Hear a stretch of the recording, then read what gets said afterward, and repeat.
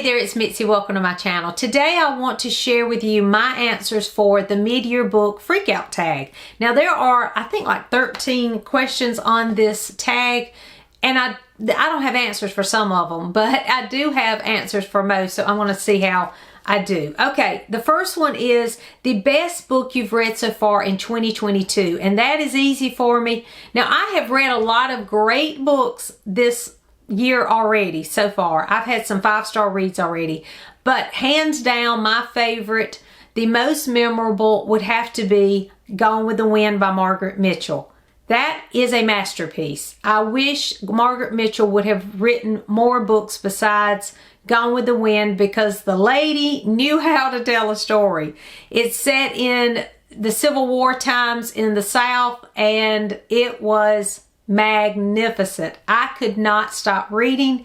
What was so interesting about Gone with the Wind for me was that I didn't like most of the characters, and they were racist people, and they just had these backward ideas, but you just can't stop reading. The way she writes that story is such a page turner. I've actually posted a whole video on my thoughts on Gone with the Wind, so I will share it in the cards and in the description box below if you're interested. If you have not read Gone with the Wind, don't listen to what anybody says. Just go read it. That would be wonderful for the summer. A long epic read for the summer. It's perfect for that. And so I do recommend reading Gone with the Wind, and I'm thankful I finally got to it. And number 2, the best sequel you've read so far in 2022, and that would be probably The Silver Chair by C.S. Lewis. That is part of the Chronicles of Narnia, and I have really enjoyed the Chronicles. Now, I would say The Magician's Nephew for that, but I had already read that. That was a reread, so I'm not going to count that one. The Silver Chair is a new one for me this year. And I don't know why I like it so much better than the others. I'm actually going to try to sit down and do a ranking of all the books in the Chronicles of Narnia and kind of rank them. But that one stood out for me. I think it was because of the underworld. I really like the way that they went in a different place. Not that Narnia is not fantastic anyway, but the underworld was just so different. And there was another witch, and I like the way that the children rescues the prince in that one. That's not really a spoiler. You kind of know that's going to happen. I just like that one, and I loved the character Puddleglum in that particular book. So this was just a real good one for me. The Silver Chair in the Chronicles of Narnia. Number 3, a new release you haven't read yet but want to. I don't really have one. I don't have too many new releases that I look for. I am a backlist kind of person. If you follow my channel, you know I read a lot of backlist books, especially classics. So I really don't have anything for a new release or number 4, the most anticipated release. Now sometimes Krista from Books and Jams will share books that she is waiting for to be released. Like she just did one on the summer, and I jotted down a few books from that. But as in, oh, I can't wait for a book, no, I don't have any of those. Number 5, your biggest disappointment. Now this is a book that was super popular for most people on BookTube that I have seen talk about it. I think that it was like favorites of the year for a lot of people. So I was so ready and excited to read this. And I read it in January, but I look back at my videos and I don't think I even mentioned it. I guess because it was such a disappointment. But it was The Great Alone. That book was a disappointment. It was very interesting and a page turner. I'm not saying that, but the story is about this young girl. She's a teenager, and she is taken to Alaska with her mother and father. Her father is abusive, and he just yells all the time and gets mad, and you know, he's just very controlling. He's a horrible father. And the mother kind of just puts up with it. So they get to Alaska, and it's about their time there, and not only their survival in this Alaskan wilderness during the 1970s, but also their survival with this abusive father. There's a lot of characters in there that I found very interesting, and I was really into the story. Now, I did have a problem with the language because there's a lot of bad language in this story. I felt verbally abused halfway through the story, and I don't use that kind of language, so I don't like to read it in books. Now, you know, a lot of times a character will be established by they'll use a certain word or whatever, but when it's overboard, it really gets annoying to me, and this was overboard.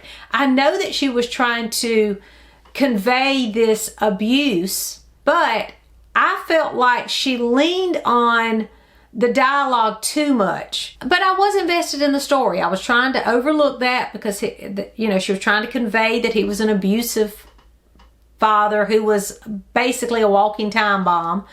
And she was building tension with that, so I kept reading. But then about almost at the end of the story, the main character is this teenager. And at the end, it was like the writer of the story, I'm trying to remember who wrote this. I can't even think of her name. But it was like she had a bulletin board of, okay, what can happen to a teenage girl in Alaska? Let's put it all in the book. And that's what she did. It was 1, 2, 3, 4, everything you can think of that would happen to a teenage girl in the 1970s in Alaska happened to this girl. Just way too dramatic for me. Way too dramatic. By the end of the story, it just all miraculously comes back to happiness. I had read something else by her that I loved, and then I read this and I was just so disappointed. I might try something else later, but I will have to be convinced that it's for me. But that's my thoughts on The Great Alone. I didn't even share my thoughts on it because I didn't like it. I just did not like it, and I know that's an unpopular view, but it just was not the story for me. So that was my biggest disappointment, and I'm sorry that I took too long on that. Okay, number 6, my biggest surprise, and that is easy. That was The Blue Castle by L.M. Montgomery. I buddy read this with Becka from Hicks Picks Books, I think in January, and it was wonderful. It's about a girl named Valancy, I think's her name. I don't know how to pronounce her name, but I think it's Valancy. And she was such an interesting character. Her family was horrible, but they were interesting too. Her motives were interesting. I found it a real page turner. I found Valancy just refreshing, just such a different character. And right now I am on the hunt for another book like The Blue Castle. I've never read anything like that before, and I want to read more like that. So The Blue Castle was definitely one of my biggest surprises. I've already talked about it in another video, but I will definitely be revisiting that one, and it has actually, now I'm starting this journey through L.M. Montgomery trying to find another one like it. I did read The Tangled Web after that, and it was really good too. Not quite as much as The Blue Castle, but it had a lot of those quirky, eccentric characters that I enjoy. L.M. Montgomery knows how to write a character for sure. So that was my biggest surprise. Favorite new author or new to you author? Not necessarily a favorite new author, but L.M. Montgomery has, after reading The Blue Castle and The Tangled Web, I see a different side of her, but because for years all I had read of L.M. Montgomery was Anne of Green Gables, the first one, and now I'm reading through all of those. But after reading The Blue Castle, I realized that she has so many more great books. And from what I hear, I have a lot to discover. So I am going through trying to read the L.M. Montgomery books. Again, I've read The Blue Castle, A Tangled Web. I'm going through the Anne of Green Gables series. And I have a couple of others I can't remember. Mistress Pat was one of them. And there's another one in that series. But I do want to read the Emily series because I think there's one called Emily of New Moon. I want to read those. So I'm excited about that. She's not new to me, but after reading The Blue Castle, I'm super interested in reading more by L.M. Montgomery. Okay, then number 8, Fictional Crush, I don't have. Number 9, my newest favorite character is Valancy, hands down. She is my favorite character this year. Number 10, a book that made you cry. There's been several books that's made me cry, but Krista by Catherine Marshall made me cry. It was a 5-star read. I don't know why I had waited so long to read that, but I found myself just sobbing in the middle of that book, and it wasn't even about what was going on in the book. It just something within my spirit was moved throughout that entire story. From the very beginning to the end, I was crying over that book. It was just such a tearjerker apparently for me. So I would say Krista would be the one that really moved me so far this year. Number 11, a book that made you happy.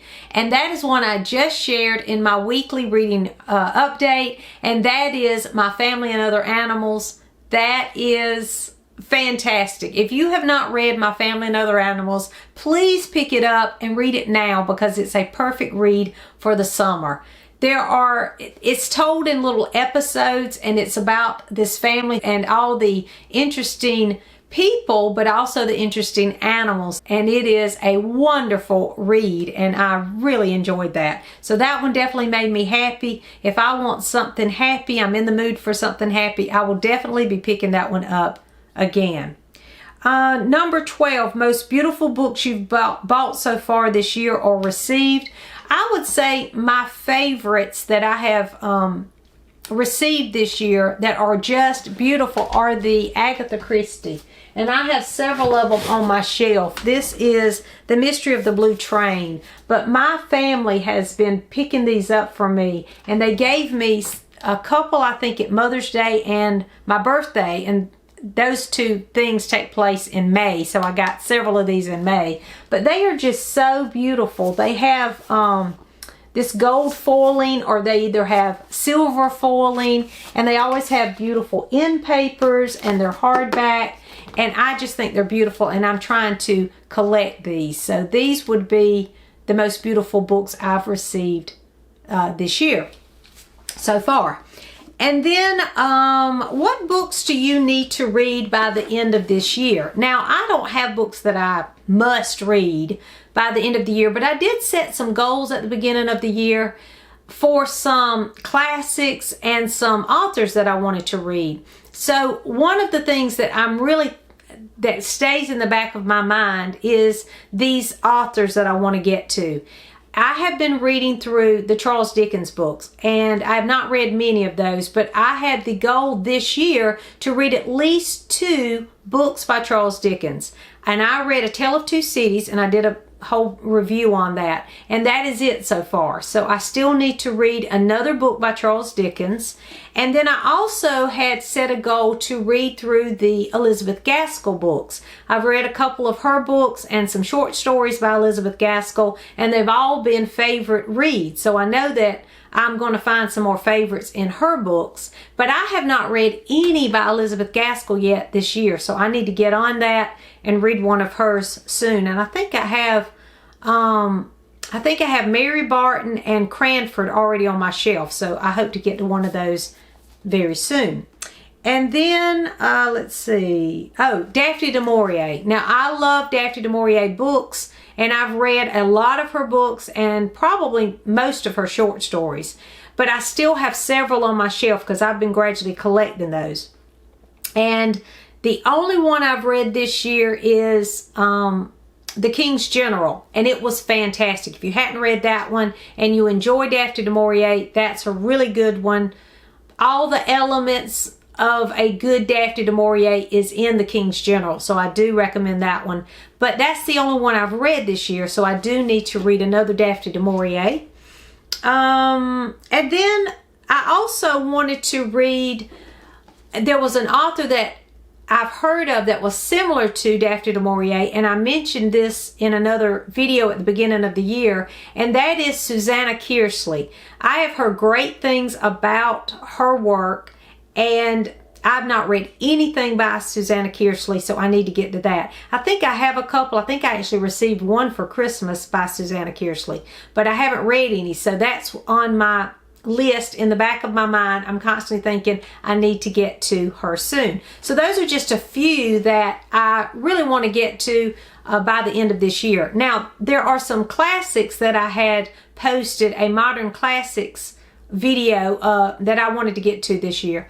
But I've been doing fairly well with that. I've already read several on that list. One was Gone with the Wind, and that was a mammoth, so I was glad to get that one off because that was the longest one on that list. Several of those, oh, the Chronicles of Narnia was on that list too.